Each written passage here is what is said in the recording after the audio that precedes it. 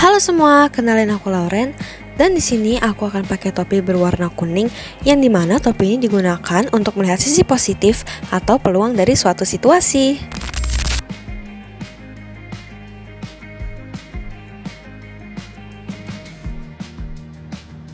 Halo, perkenalkan, nama saya Melati Muni dan hari ini saya memakai topi hijau. Topi hijau dalam metode Six Thinking Hat mewakili pemikiran kreatif dan inovatif. Saat menggunakan topi hijau, fokus utamanya adalah pada eksplorasi ide-ide baru, solusi alternatif, dan peningkatan out of the box. Topi ini mendorong kebebasan berpikir tanpa batasan, berani mencari perspektif yang berbeda, dan menemukan cara-cara baru untuk menghadapi tantangan atau menciptakan peluang.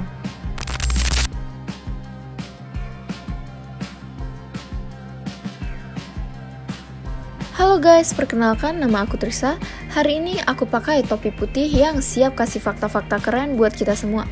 Topi ini bukan cuma buat gaya, tapi selalu hadir dengan data yang udah dicari dan terbukti.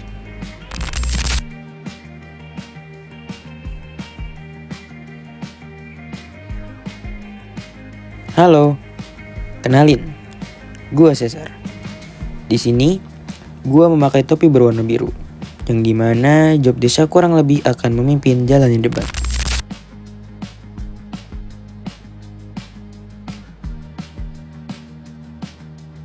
Hai, nama saya Beren Jeromi. Saya menggunakan topi berwarna merah yang melambangkan antusias, emosional, feel, dan menyetujui ide.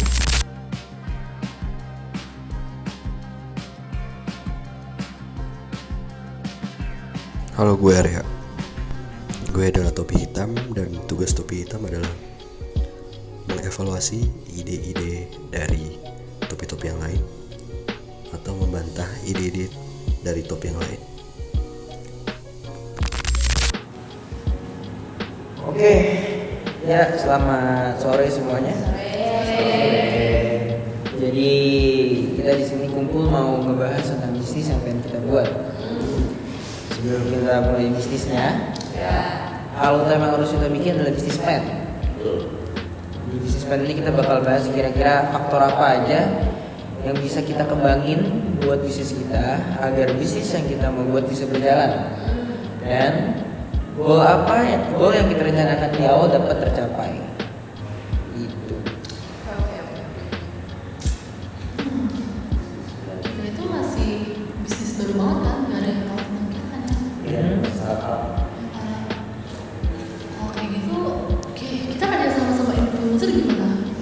Boleh tuh kayak kita kerja sama influencer yang terkenal, terus habis itu langsung tuh orang-orang pada tahu tentang bisnis kita. Bener-bener, nanti kita jadi booming, terkenal, orang-orang sama-sama Kita jebel langsung pada ngomong kayak Bener tuh, kayak brand Versace kemarin tuh kerjasama sama Hyunjin. Gila itu barangnya langsung habis sold out. itu harga mahal banget itu Iya kan? bener itu tapi wow, itu keren. Gila gak sih? Influencer nggak ada sih dari bisnis kita. Kalau Versace wajar, soalnya itu branded ya, berbeda nama. Lagi kan, perundangan. Iya kan, influencer mau. Kita masih startup, ya. Menurut gue tuh nggak masuk akal aja influencer tuh mau sama kita, ya sih. Kayak aneh aja gitu. Yaudah deh kalau kayak gitu, nah biar orang-orang tahu kita mau open house nih atau webinar gitu. Nanti kita promosiin, kita masukin TikTok, IG, Reels. Itu nanti orang-orang tuh pasti pada kepo sama kita. Kita tuh apaan sih? Orang-orang yang tahu kita terus kayak mana deh kita sekitar real time. Betul tuh. Ada juga survei di tahun 2020 menunjukkan bahwa perusahaan atau bisnis yang memanfaatkan media sosial sebagai platform promosi itu mencatat peningkatan penjualan itu sebesar 12% loh. Itu lumayan gak sih bagi kita yang masih kecil dan pemula? Iya sih, menurut gue sosmed itu lumayan efektif juga buat penjualan kita sih. Kalau open house itu butuh biaya yang besar, sedangkan kita aja baru mau start, terus harus ngeluarin biaya gede. Iya, iya gitu ya. Berarti yang paling penting ini networking gak sih? Kita butuh orang-orang tahu tentang bisnis kita dulu. Iya.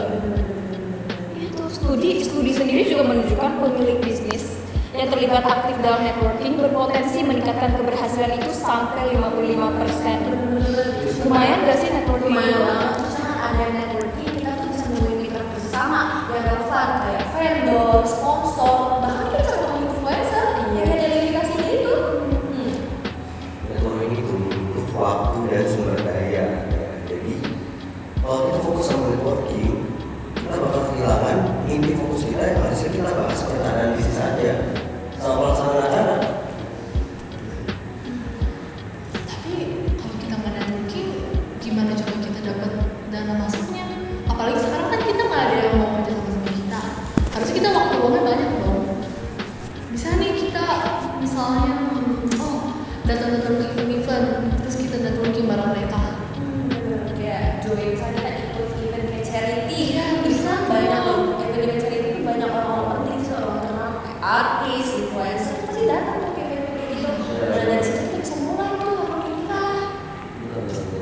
Bener tuh, ada tuh data sekitar 94% ya dari UMKM Inggris itu ngomong tuh bahwa kalau misalnya kita hadir di event-event yang emang buat network untuk bener tuh, ada juga nih sekitar 94% dari UKM Inggris melaporkan bahwa ketika kita menghadiri event-event tertentu tuh dapat memperluas jangkauan pasar tahu, mendapatkan pelanggan baru, meningkatkan brand awareness. Oke. Menurut gue itu bakal tergantungan sama rekomendasi. Jadi kita akan mengurangkan inisiatif kita buat dari klien kita sendiri, dan itu juga bakal berimpact buruknya ke bisnis kita juga. Iya, itu tergantung benar. Tapi kan ini cuma di awal-awal. Kita butuh tempat untuk kita start gitu biar orang tahu. Oke. Memperkuat koneksi kita tuh, dengan situ kita baru bisa tahu sendiri mandiri. Oke. Jadi dari faktor-faktor yang tadi udah di brief dan dikasih sama kalian, gue udah coba catat poin-poinnya di sini. Tapi yang kita lupa, kita juga butuh yang namanya unique selling point. Kita butuh bikin apa sih sebenarnya keunikan yang kita punya dan beda sama bisnis orang lain. Nah, dari kalian kira-kira ada nggak unique selling point yang bisa kita pakai buat bisnis kita sehingga itu menarik bagi para target audience yang nantinya bakal kita reach? Oh, kita bisa sekalian dokumentasi tuh bisa ada kita. Mainstream, ayo orang keluar. Oh, emang gua tuh bisa bener. Apa bisa banyak kan? Iya, Juga banyak sih teman-teman. Iya. Iya, ini bisa. Basic sih, terlalu basic. Nih, kalau bingung, aku kasih sneak peek dulu ya USP dari IO di Indonesia. Nih, Sri Kandi event itu menonjol dengan fokus pada pelestarian budaya tuh. Bagus loh. Mereka bekerja sama dengan komunitas lokal dan seniman untuk menciptakan acara budaya yang otentik dan berkesan. Dengan memanfaatkan networking dengan para pengrajin untuk menambah acara unik gak sih? Itu unik ya. Terus ada juga tuh Naganaya Indonesia. Mereka itu memiliki jaringan luas dengan kementerian dan lembaga pemerintah. Gila sih itu. Kira-kira dari beberapa USP mereka tuh ada nggak ya yang ide-ide lain tuh? Ide yang unik yang semua orang yang kayak wow gitu ya. Iya. Kayak ide seperti itu. Oh, sabar. Kita semua pada bisa bahasa yang beda-beda kan ya? Kenapa tuh? Tau kan kalau misalnya banyak orang luar negeri yang tinggal di Indonesia ini sekarang apalagi Bali gitu kan. Nah mereka sebenarnya lumayan susah kan komunikasinya gitu. Nah sedangkan kita bisa beragam bahasa. Bisa tuh USP-nya. Dan translator gitu kan? Kan bisa sekalian biar lebih gampang gitu loh menurut sama kita. Apalagi kita semua bahasa beda-beda kan. Kamu bisa bahasa apa? Bisa bahasa Korea.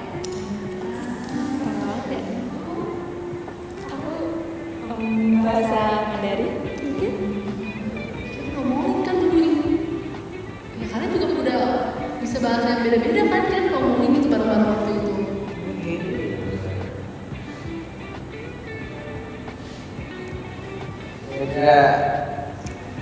kalau dari tadi USP yang kalian sebutin ya, ada nggak sih USP lain yang lebih unik lagi? Kira-kira ya, bener kata gue setuju sama yang Arya ngomongin tadi gitu. Terlalu basic, even bahasa pun itu udah terlalu basic. Nah, kalian tuh ada nggak sih unique selling point yang lain?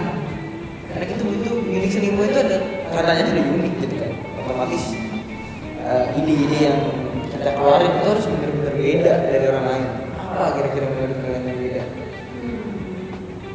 Kalau kita mungkin IO-nya ke hewan gitu kan juga beda kan. Tiba-tiba ke hewan bukan manusia. Ya kita nggak tahu kan.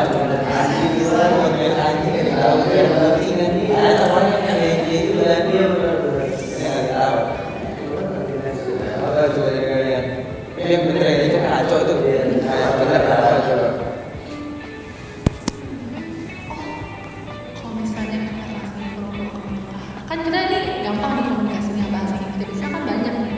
Kalau ada orang luar negeri yang mau jasa kita, terus mereka udah pernah 2-3 kali, kita bisa kasih free jasanya. Mereka kan nggak bayarin PP kita ke sana sama hotel sama makanan, tapi untuk jasanya free. Sedangkan itu mereka tuh gak mau teman mereka, pakai ini aja deh, lu sekali 2 kali pakai nanti ke depannya memang dapat promo gitu. Banyak apa yang mau gitu. Promo ya? Kalau si ngomongin promo sampai mengedepankan promo dari kualitas, orang tertarik sama listrik kan cuma dari promo, kualitas. Dari mana ya kita doang, saya doang. Jangan salah ya, data sendiri itu menunjukkan bahwa 41% konsumen Indonesia itu tertarik loh dengan promo.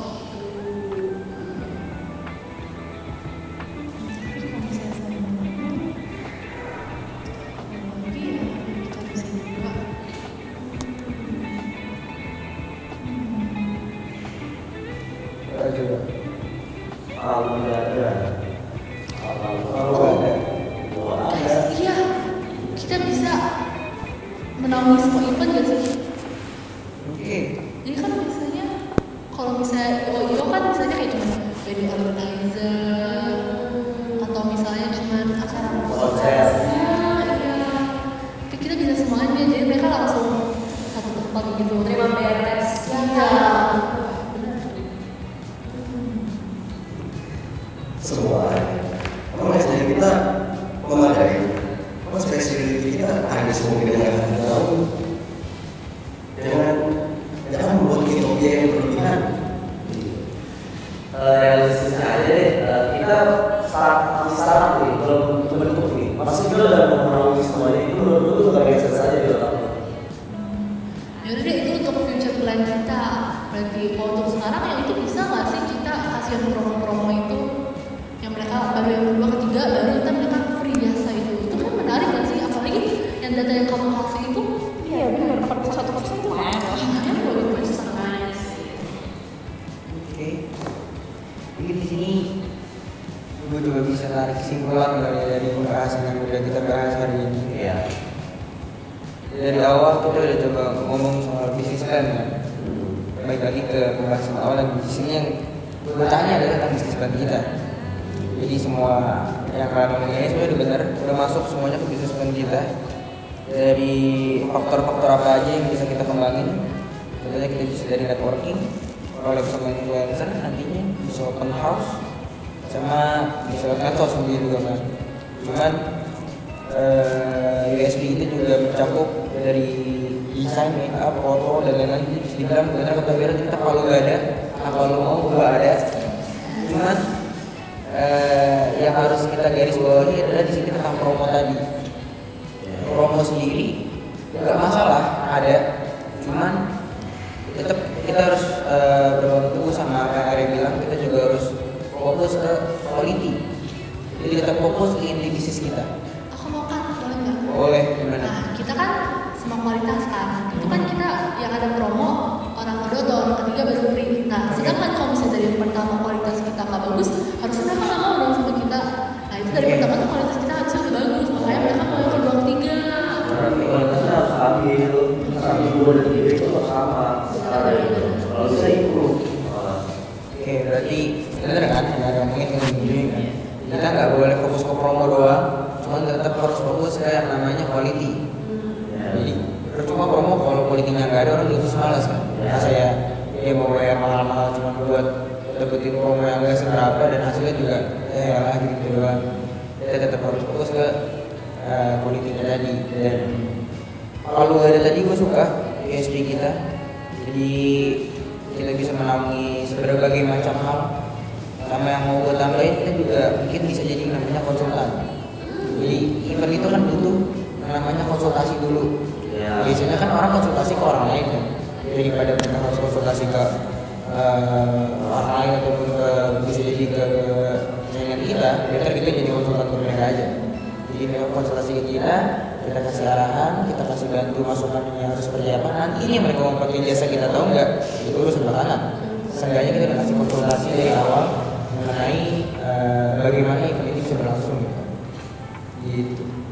Ya, mungkin sekian rapat hari ini. Gue udah ngambil beberapa intinya, nantinya bakal gue masukin ke Google Sheet yang udah kita bikin sebelumnya. Ya, thank you buat hari ini.